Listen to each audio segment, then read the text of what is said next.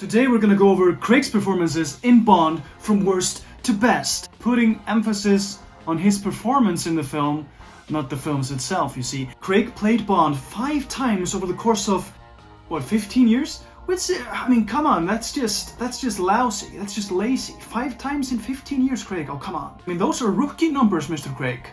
Pump those numbers up, sir. I guess it's too late now. Anyways. And this is the video that you chose, ladies and gentlemen, with all those many votes. Definitely one performance that's worse than the other for me, and then there's some, you know. But I nailed it down as well as I could. So let's look into it and let's see how these performances stack up. Grab your Walther PPK, have yourself a martini. Shaken. Not stirred, obviously, and let's get into it. And last place is his performance in Spectre.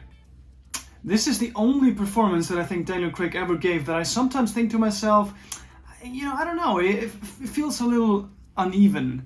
It feels like he's a little bored sometimes. Not bored in the same way Connery was in You Only Live Twice, but you know, somehow just mildly irritated. Still handsome, still rugged, still professional, but a little bit on autopilot. The scene, for example, when they're in Blofeld's lair, and Blofeld is showing the scene where Mr. White is killing himself, and Bond is like, no, turn this off.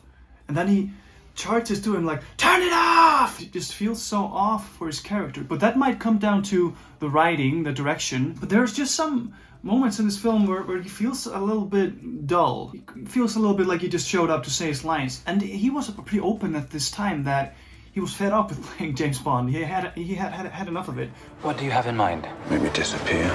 But then, of course, he came back to say, no, I didn't mean anything, because, you know, you're not allowed to have an opinion, right? You know, he was saying these things when the production of the film was coming out, so it was bad for the film, obviously. But the fact of the matter is, yeah, he was a little bit fed up with playing James Bond at this time, and I just think that it shows a little bit. It's as if he was in some desperate need of Some overdue holiday. easily his weakest performance for me, right? But it gets a little bit harder once we go up the list, you see. So coming in at number 4 for me is Quantum of Solace. This comes down more to the fact that the film is a messy, the editing is messy, the story is messy, and he doesn't get a lot to do. He throws himself into the action, no doubt. He has some fine scenes. For example, the scene when he's confronting Vesper's husband is a great scene. He has a moment in that scene. And he has a few good moments in this film.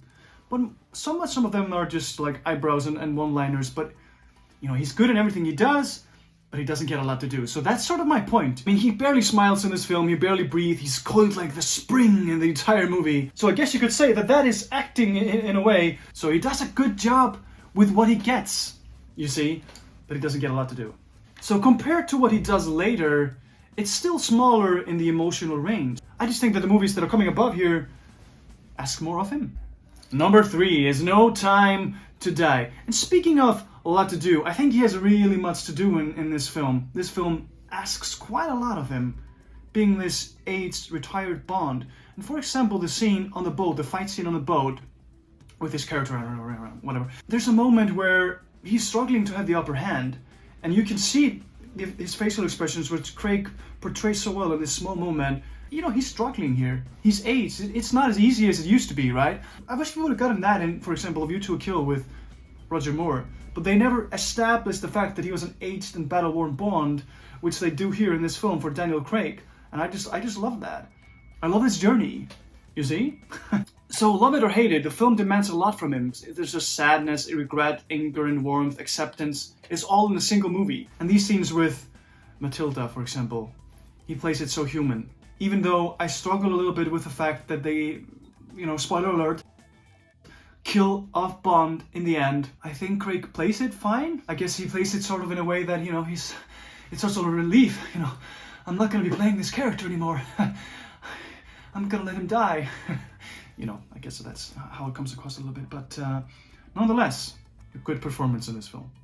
Now, second place is Casino Royale. This might just be the rawest performance in the entire franchise, right?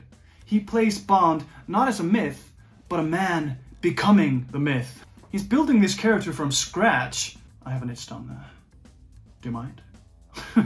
Now, I mean, if you put it at number 1, this performance, I wouldn't argue. It's so rare to get this great of a performance right out of the bat.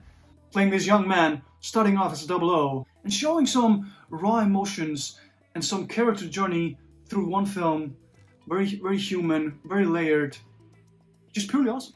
But speaking of all of those things, coming in at number 1 is gonna have to be Skyfall, right?